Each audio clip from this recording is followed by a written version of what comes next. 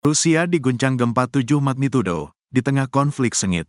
Secara beruntun, bencana alam mengguncang Rusia di tengah konflik yang terjadi.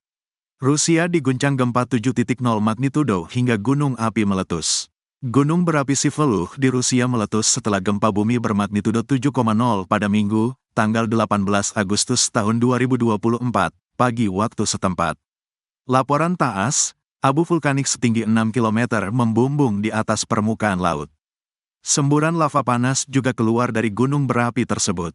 Gunung berapi Siveluh berada sekitar 450 km dari Petropavlovsk-Kamchatsky, kota pesisir dengan populasi sekitar 181.000 jiwa di wilayah Kamchatka, Rusia Timur.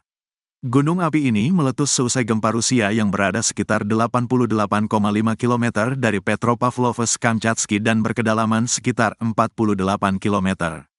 TASS sejauh ini menyebut belum ada kerusakan berarti akibat gempa ini. Termasuk belum dicatat adanya korban jiwa akibat bencana ini. Pemerintah setempat saat ini sedang fokus melakukan pemeriksaan atas bangunan-bangunan pasca gempa. Gaza merdeka, IDF pilih lawan aturan Netanyahu dan nyatakan mundur. Setelah 10 bulan lamanya, pejabat keamanan pendudukan Israel menyatakan operasi militer di Gaza telah berakhir. Pengumuman ini sekaligus sebagai perlawanan bagi Perdana Menteri penjamin Netanyahu yang masih ingin menyerang jalur Gaza. Dikutip dari Tribun News, hal ini diumumkan pejabat militer Israel pada otoritas penyiaran Ibrani pada Sabtu, tanggal 17 Agustus tahun 2024. Dalam laporannya, dituliskan bahwa saat ini IDF mengumumkan perang selesai. Hanya saja, ada catatan bahwa pasukan IDF bisa saja memasuki Gaza kembali jika mendapatkan informasi intelijen baru.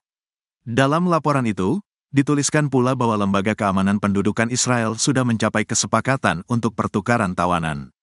Lembaga Keamanan Pendudukan Israel memberitahu para pemimpin politik di Tel Aviv bahwa waktunya telah tiba untuk kesepakatan pertukaran tawanan, kata laporan itu. Pernyataan ini mengindikasikan friksi yang memuncak antara kalangan militer Israel dan birokrasi politik Tel Aviv di bawah pemerintahan Perdana Menteri Benjamin Netanyahu. Netanyahu dituding mengulur-ulur waktu dan mempersulit terjadinya kesepakatan pertukaran sandera yang tengah berlangsung di Doha, Qatar, dengan mengajukan sejumlah persyaratan baru. Kini, PM Netanyahu menjadi satu-satunya sosok yang ingin kemenangan mutlak di Gaza dengan menghancurkan Hamas. Hanya saja terbukti bahwa Hamas masih aktif memberikan perlawanan. Pasukan Israel juga sudah melakukan berbagai upaya menghabisi Hamas, namun tak pernah sekalipun mendapati kemenangan. Digempur siang malam, Israel jadi zona api Hizbullah. Pasukan perlawanan di Lebanon, Hizbullah meluncurkan sejumlah serangan ke wilayah Israel. Mereka menyasar tempat peristirahatan IDF hingga pangkalan militer Zionis. Serangan tersebut diluncurkan Hizbullah pada Kamis, tanggal 15 Agustus tahun 2024, selama 24 jam terakhir. Mulanya, perlawanan meluncurkan serangan di daerah Ma'ayan Baruch dengan rudal pada pukul 9.10 waktu setempat. Pada pukul 11.05 waktu setempat, pejuang Hizbullah menargetkan personel militer Zionis yang berkumpul di Al-Malkiyeh. Serangan dilancarkan dengan senjata akurat dan berhasil mengenai target. Selanjutnya, mereka melancarkan serangan udara dengan pesawat tak berawak di Khirbet Meir. Para prajurit dan perwira Israel dilaporkan terkena serangan. Hizbullah mengklaim berhasil menyerang pemukiman baru yaitu Samir. Serangan itu adalah balasan Hizbullah atas serangan Israel di kota Marjayoun. Pukul 18 waktu setempat, pejuang Hizbullah menargetkan peluncur rudal Israel di Al-Zoura, dataran tinggi Golan yang diduduki. Tak berselang lama, mereka juga menargetkan daerah Ruwaisat Al-Alam di perbukitan Kfar Souba yang diduduki Israel. Terakhir Hizbullah menyerang kawasan Al-Marj dengan senjata yang sesuai.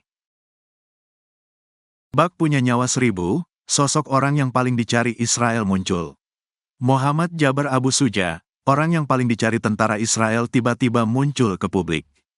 Ia menyinggung soal lemahnya Israel dan kebohongan rezim Zionis soal kematiannya.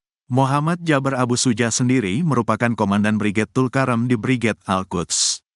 Ia muncul setelah diwawancara oleh media Al-Mayadin. Selama ini, ia dikejar oleh pendudukan Israel.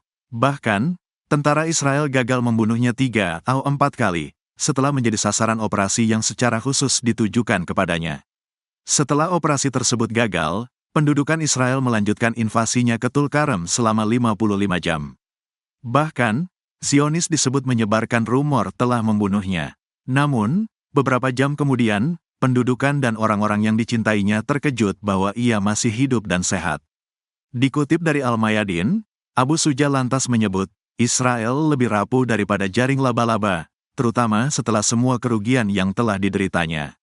Ia lantas menegaskan tak takut jika akhirnya akan mati. Menurut Abu Suja, akan ada banyak orang yang menggantikannya. Hizbullah lakukan serangan besar-besaran, Galilea dan Golan dihujani roket. Hizbullah melancarkan serangan besar-besaran pertama terhadap pemukiman Samir di wilayah utara pendudukan Israel pada Kamis, tanggal 15 Agustus tahun 2024, waktu setempat lalu. Serangan roket Hizbullah tersebut menghujani wilayah Galilea dan Golan yang diduduki Israel. Dilaporkan, lebih dari 20 roket ditembakkan ke wilayah utara Israel tersebut. Serangan Hizbullah juga mengakibatkan kebakaran melanda kota Samir di wilayah utara Israel. Dalam pernyataannya, Hizbullah mengumumkan bahwa serangan terhadap pemukiman Samir dilakukan untuk mendukung Gaza. Selain itu, juga sebagai pembalasan atas serangan musuh Zionis di desa-desa selatan Lebanon. Gerakan perlawanan Lebanon itu telah melakukan serangan rutin sejak awal Oktober tahun 2023 lalu terhadap posisi militer rezim Israel, yakni sebagai pembalasan atas serangan rezim pendudukan terhadap Gaza dan Lebanon Selatan. Israel melancarkan perang brutal di Gaza yang terkepung pada tanggal 7 Oktober lalu setelah Hamas melakukan operasi yang belum pernah terjadi sebelumnya, yakni terhadap entitas pendudukan sebagai pembalasan atas kekejaman yang semakin intensif terhadap rakyat Palestina. Israel telah melakukan pengepungan total terhadap wilayah padat penduduk tersebut. Dampaknya memutus bahan bakar, listrik, makanan, dan air bagi lebih dari 2 juta warga Palestina yang tinggal di sana. Bombardir 3 tank Zionis, Brigade Al-Quds santai hanya kenakan singlet. Brigade Al-Quds kembali merilis video yang menunjukkan pasukannya menyergap militer Israel di Rafah, pada Kamis, tanggal 15 Agustus tahun 2024. Dalam video tersebut, pejuang Brigade Al-Quds tampak santai memakai singlet atau kaos dalam dan menenteng senjata. Dari balik reruntuhan, mereka menembakkan sejumlah peledak ketiga tank Zionis. Serangan itu pun tepat sasaran dan mengakibatkan tank hancur berkeping-keping. Namun sayangnya Brigade Al-Quds tidak mengungkapkan ada atau tidaknya korban jiwa dalam serangan tersebut. Takut serangan Iran, pusat keramaian di kota Tel Aviv, Israel mendadak sepi. Situasi di ibu kota Israel, Tel Aviv mendadak sepi dalam beberapa hari terakhir. Kondisi ini tak lepas dari ancaman Iran yang akan menargetkan kota tersebut dalam serangan balas dendam. Dikutip dari Jerusalem Post, daerah yang paling merasakan dampaknya adalah Tel Aviv-Yafo. Daerah ini dikenal di seluruh dunia sebagai pusat bisnis, perdagangan, dan hiburan Israel yang ramai. Pada siang hari, pantai-pantainya selalu dipenuhi oleh wisatawan yang berjemur. Sementara di malam harinya ramai dengan pesta, acara, dan para pengunjung kafe. Namun belakangan, jalanan di Tel Aviv-Yafo tampak sepi dan toko-toko tutup lebih awal. Yana Levitan, salah satu pemilik bisnis di kawasan tersebut, mengatakan bahwa orang Israel khawatir dengan keamanan. Mereka menghindari pusat keramaian untuk mengantisipasi hal-hal yang tidak diinginkan, seperti serangan dari Iran.